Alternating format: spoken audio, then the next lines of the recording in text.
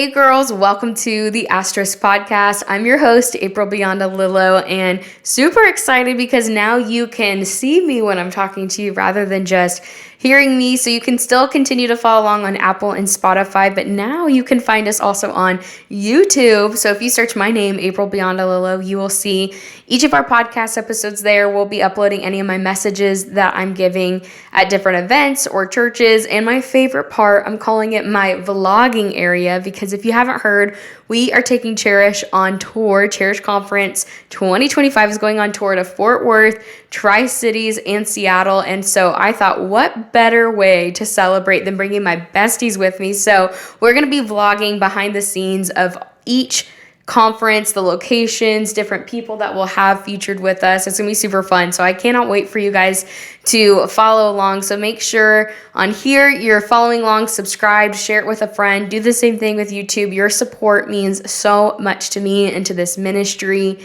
And if you didn't know, this podcast is an extension of a ministry I run called Cherish, where we exist to empower every girl everywhere to discover her purpose and cherish her worth. And this podcast is really a place for stories to be shared, for different women to be vulnerable with areas where they have settled in their worth or misplaced their worth. And we are just saying, hey, we're in it together. No one's alone. Maybe you've walked into a church and felt like, I don't belong here. There's too much shame. Maybe there have been words spoken at you or around you because of your situation.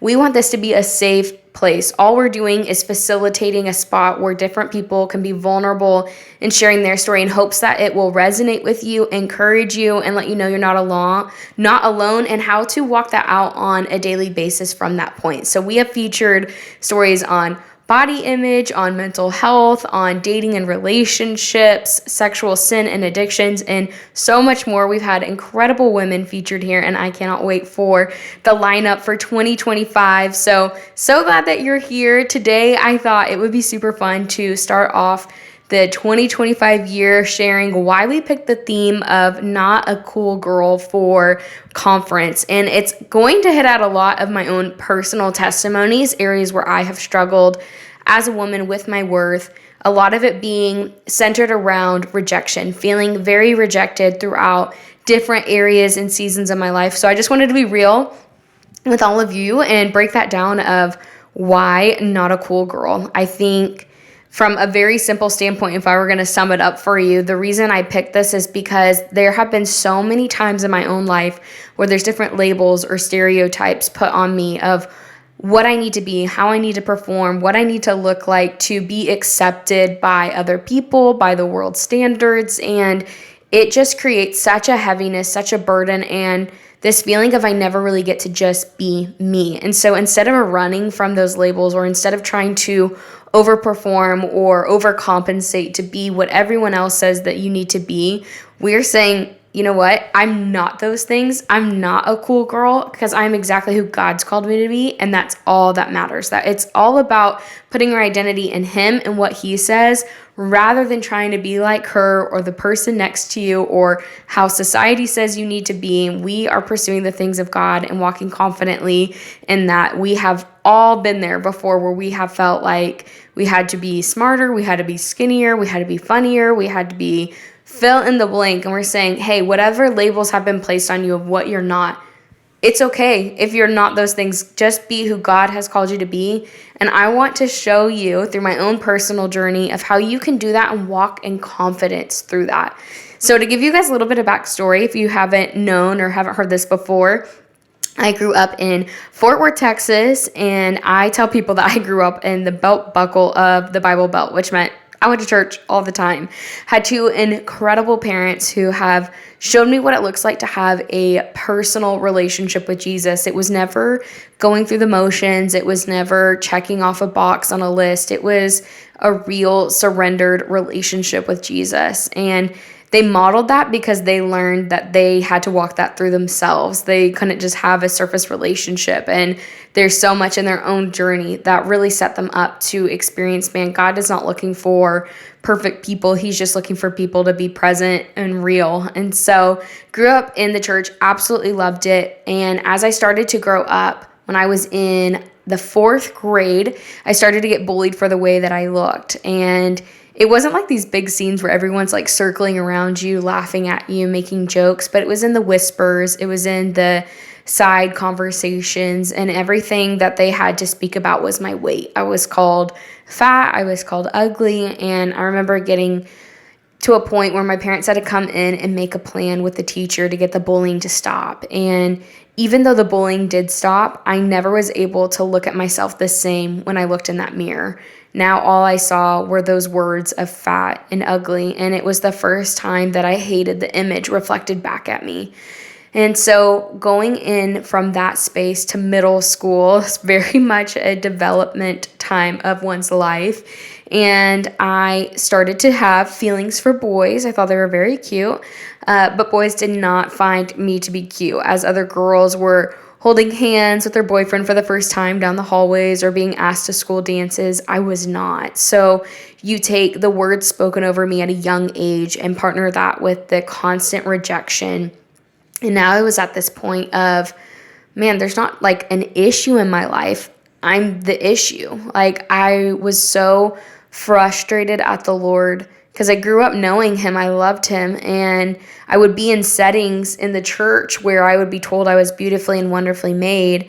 But when I would leave that room, those weren't the words echoed back to me. So I became very angry at the Lord of, why did you take your time on her and forget about me? Why couldn't you have made me just to look a little bit like her that's liked, loved, and accepted in this world? And so I felt like he glanced over me, and I was really hurt by that. When I got into 7th grade, I got my first MySpace account. And when I was on MySpace, I remember my parents being a little hesitant with me having MySpace, but we had some rules and boundaries. But I ended up getting messages from strangers, these different guys telling me how beautiful I was. And I was so desperate to hear those words that it didn't matter who it was coming from or how it was that I was hearing it. So I began to have seemingly innocent conversations online with strangers. And when I got into 8th grade, I got my first cell phone. And now these conversations moved from MySpace to my phone, which I would have with me at all hours through the night, during the day.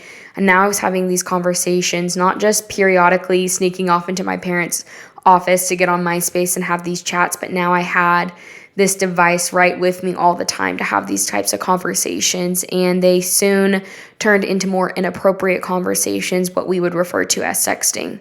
And the reason I believe it got to this point is because for me, I was searching. I was searching for beauty. I was searching for my worth. I had no idea what it meant to have my identity in the Lord. Yes, I grew up in the church and I heard all these things, but it hadn't become real. It hadn't become personal. And I was mad at him. So there was this huge wall. And all I desperately wanted was to be seen by the opposite sex, to be seen in a way where I could fit in with my friends, my girlfriends, talking about different guys. Like, I just didn't know how to relate. And so now I had this way of, without telling them the full truth of, I didn't know these guys and wouldn't tell them how we were talking. I would just share bits and pieces so that I could fit in. And for a moment, it was satisfying. For a moment, it made me feel wanted. That was my idea of what love was, but it wasn't love, it was lust. And what I soon found out is sin always takes you further than you wanted to go and keeps you there longer than you wanted to stay. After a period of time of having these conversations, it made me feel uncomfortable. It made me feel gross, and I felt a lot of depression, a lot of anxiety. I didn't know how to get out of it. I felt very trapped, and I wanted to share with other people, but no one was talking about it at that time. Like, social media really wasn't a thing. There wasn't as much exposure like we do today. Phones, this whole concept, it was so new. And so because there weren't conversations around it, and even in the church, if we talked about anything about relationships and sex and sexuality, we just really didn't go there enough. And if we did, it was geared towards the guys. So there wasn't a safe space to go and to share what I was going through. And I felt like I was the only one doing this. So I kept hidden in that space.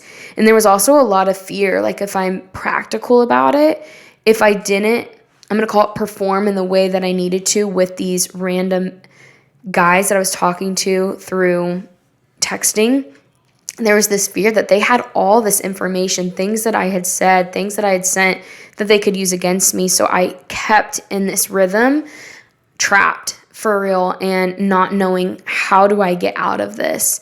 And so when you're ever in a space like that where it consumes you and it isolates you, it starts to make you feel so full of shame, but it's so much deeper than that. I don't even know if I could speak to how trapped I felt. It was every night just crying my eyes out, wanting to tell my parents. And there were moments where I would get close to, but I was just so ashamed and so embarrassed. And I didn't want to ruin the image of being this perfect girl. And that was a lot of how I viewed Christianity, that God only loves perfect people. So my life needed to be perfect. I knew God could see all the areas of where I was struggling, but no one else did. So I felt I'll just keep to this perfect image of everyone will always see me, how I fit in so well. People want to have a kid like April. Look at how she leads at youth group. She gets good grades. She doesn't get in trouble. Like, there was so much pressure to perform, to be, and I'm a natural achiever. So I did not want to embarrass or let down anyone that I knew, my friends, my leaders, my parents. I remember trying to talk to my friends at the time, but I just promised it would never happen again. And they didn't understand to the extent of how deep this was in my life. And I wanted to paint a picture in that because I know that there could be other girls that feel trapped like that right now, that don't know where to go. It's so bad. It's like, April, if you knew, it would be so embarrassing, it'd be so bad. And I just want you to know, like, I know what it's like to be in that place. And what's so beautiful is God is so much bigger. The enemy wants to fill your life with lies to make you believe that there's no hope, there's no way out. This is your life forever. And that's where I was, that I was complete dirt. Like, if I felt rejected before, now I was rejected by God. And that felt even worse. Like, what was the point? So now I had just become very apathetic in life. And I mean, that was in everything. The way I dressed, the way I talked with people, my grades. I was underperforming because now it was just like, what's the point? Like, who cares? No one sees me. It's all lies, but those lies become the only narrative, the only reality that you know. So I remember my senior year of high school, I went to a church summer camp. I went every year because all of my friends would go. It was super fun. And I remember being at camp and just sitting through every service like it's the same old, same old. And the last night we were in this point of worship. And I remember looking around at all of my friends and they are like fully engaged into the presence of the Lord. No one's on their phones. No one's talking. Like, they're experiencing something. And I remember this feeling welling up inside of me of just pure jealousy of, God, I want that. Like, I want to be a part of something bigger than this. My life feels so pointless. I don't even know why I'm here. I feel like trash. I feel like garbage, and I don't want to be in this place. And I remember just having the most honest conversation with the Lord, saying, if you see it all, you see everything of where I've been, what I've done, and if you could still use someone like me, if you would still want someone like me, I think I may want that. And I remember Carrie Job started singing these lyrics in worship, saying, I will never, I don't even know how to explain it. It was just like through her lyrics, through what she was singing, God was speaking to me. Your weakness will never be the end. Like, I will not forsake you in your weaknesses. And it was as if God was saying, like, April, I've seen it, but this sin won't define you, but I will. And I dropped to my knees and I just wept because I was so in this place of thinking for a long time that in order to be loved by God, I had to have this perfect room. And I was embarrassed to show him how dirty my room had gotten. But the reality was God saw the mess and he didn't even care about it, because really all he saw wasn't really the mess, but it was me. And as I experienced him in that moment, I didn't want to leave that place the same. I wanted to be different. So I knew I had to confess. And I knew for me, it had to be this public matter, because really it was just what the Lord was leading me to. And I wanted to be obedient. And I felt if I didn't share, I would act as if it didn't happen. I had made it all up in my head. I didn't really hear God. God didn't really want me. And so I remember every night after camp, we would have a time of just sharing testimonies of what God was doing in our lives. And That night, I got up in front of all of my friends, my parents as leaders, and I shared that for the last few years, I've been struggling with sexting, addicted to sexual sin. And I fell to my knees and I wept and I felt literal chains break from me. And where I thought I would be brushed aside, overlooked, kicked out of leadership, I watched student after student embrace me. I watched student after student share similar struggles.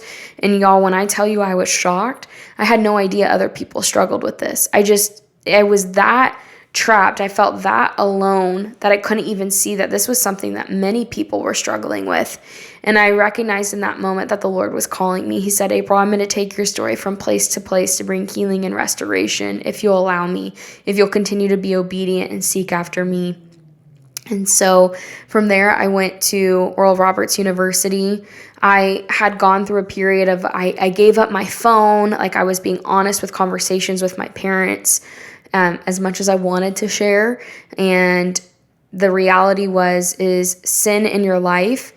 I do believe you can be healed in a moment, but oftentimes it's a process. And for me, it was definitely a process of where I just wanted to remove the phone, or, maybe it's, I'm just going to remove social media, or I'm just going to remove, whatever situation from your life. The reality is God is asking us not just to pick off the bad fruit on our tree. If we look at our life as a tree, because the bad fruit, what's going to replace it is bad fruit. He's asking us to go down to the root issue, to pull it up.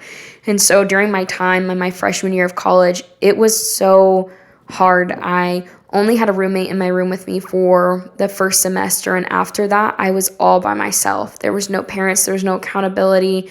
And I got really lost in that sexual sin again.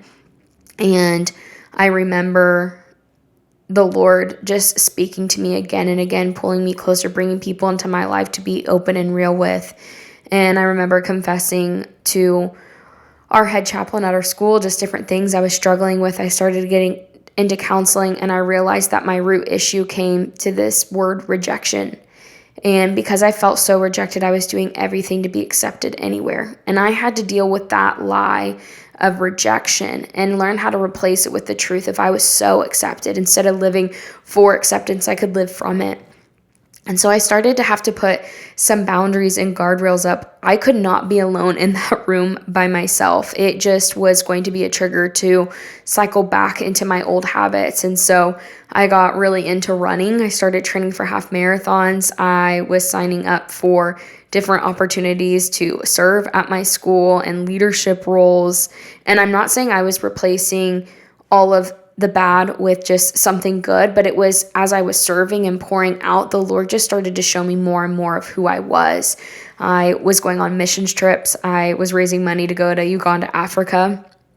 And while I was on this trip, it ended up being a preaching focused trip. And during that time, I realized that the Lord had put inside of me a gift to speak. I started to speak at different churches, getting opportunities to speak. I started writing blogs.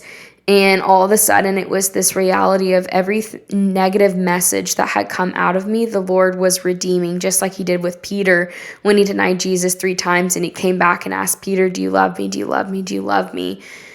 That's what God was doing with me. He said, April, I'm redeeming what the enemy tried to use for bad. I'm going to use it for good. And I'm going to make this for the best thing for you. Your pain's going to become your platform. And that is honestly, girls, what he has been doing. That there were some real things that I had to fight, some loneliness of, it wasn't like all of a sudden now all these guys were pursuing me and everything was fine. I had to realize, where did my identity fall, even when I was so lonely, when I still wasn't getting asked out by guys in college, being embarrassed that I hadn't kissed a guy. I didn't have my first kiss till I was, 20 years old. And that was embarrassing. Like, there was just some real things that were difficult for me and I didn't understand it. But the Lord was like, April, those are just distractions right now. I have something for you. And honestly, I can say that when I found my identity in him and really found that and walked it out, I didn't care anymore what people said or what people did,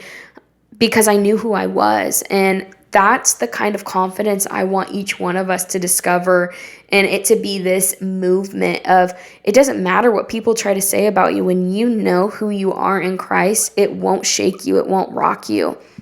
And I had to right after college, my senior year, I ended up getting into a relationship. We dated for 2 years. That relationship ended.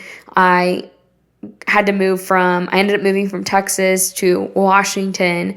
I was a youth pastor there for 5 years. And in those first 3 years, I was so alone. I felt so lonely, but I realized loneliness was just time to be alone with God. And I would just get on my knees and I would just weep before the Lord. And it was the sweetest time of my life because He was redeeming so much. And scripture He spoke to me was Hosea 2. It says, I'm going to lure her into the wilderness and speak tenderly to her. I'm going to remind her the days of her youth. And it was this concept for me of, I'm in the wilderness. I'm in Washington. No one knows me. I didn't realize how much codependency I had on people, that I didn't know how to just be me, just to have my own voice, just to walk out who God had called me to be. I was so in need of someone to tell me how awesome I was, someone to tell me how beautiful I was, to have that attention, that validation. And the Lord was like, you don't need those things. You just need me. And during that time, it was such a deep awareness and confidence of who God was in my life and what He had in store for me. I discovered my voice, my purpose. I was leading and ministry as a pastor before I was married, all on my own. And I just love that the Lord did that. It was so hard, but it was a choice to choose of, I can have a fulfilling life even when I'm all just me and Him. And it could be this adventure. And if I don't have, the house, the kids, the marriage, the fill in the blank, if I'm not this certain size, it's not about those things. And I think for so long, I just allowed all the labels, all of the voices, all the stereotypes to make me strive and perform until all of a sudden I said, well, who am I doing this for? The Lord doesn't want me to be cool. He doesn't want Cherish Ministry to be a space where everyone comes and they look the same and they act the same. That's being fake. It's not being real. I want to be in a place where it's not hype. It's not trendy, but it's just, here I am, Lord, use me. I'm not a cool girl. Sorry if you didn't know it. There's nothing cool about me, but the Lord is in my life and the Lord has called me and He has purposed me, and I get to walk confidently, not because of anything of my own doing. Because in my flesh, when I look in that mirror, I still struggle. There's still areas that I really have to lay that down before the Lord. But the reality is, God is just calling us to be confident and to walk in the things that He has called us to do. Could you imagine? This is what I see, this movement of women championing one another, celebrating one another, not fighting, not competing, but cheering each other on in the good work that God has called them to. So if you are listening and you struggle with this idea of rejection, and you're like, it's not just something internally. I feel like the people around me, I've never fit into friend groups. I've never had a relationship. I feel like I don't do well at school. I feel like I don't have this certain... Can I just encourage you? It's not about that. Man, and God sees you. And us as girls, yeah, we all struggle with those things. And what would it look like if we chose to be real about that? What would it look like if we chose to be vulnerable and say, hey, it's okay. You don't have to look those ways. You don't have to act those ways, but God just wants you to walk in who He has called you to be. That's what I am expectant for. That is what I'm excited about for Cherish Conference, going to all 3 different locations, because God has put a message on my heart that it doesn't matter where you've been, what you've gone through, what you're currently dealing with. Nothing is too dirty that He cannot heal, not that He can't restore. He loves you. He sees you. You don't have to strive. You don't have to perform. You can come as you are. And just like me, as I experienced Him in my life, I wanted to continue to make my life more pleasing. I wanted to look more like Jesus. I want to continue to help more women be set free from lies, bondage, sin, addictions in their life, and to walk confidently in who God called them to be. So girls, I love you. I am cheering you on from afar, that you are called by God. He has so many incredible things and giftings set up for you specifically, and I hope you'll get to join us on this tour. If you're near Fort Worth, Texas, Tri-Cities, Washington, or Seattle, Washington, man, make the trip, be there, because God is going to show up and He is going to surround us in a community of women that are saying, no more striving, no more trying to be like her. We are going to break the mold. We are going to stand out, and we are going to walk confidently. So girls, it's time to not be a cool girl. I love you all. Thanks for being here, and we will see you back soon.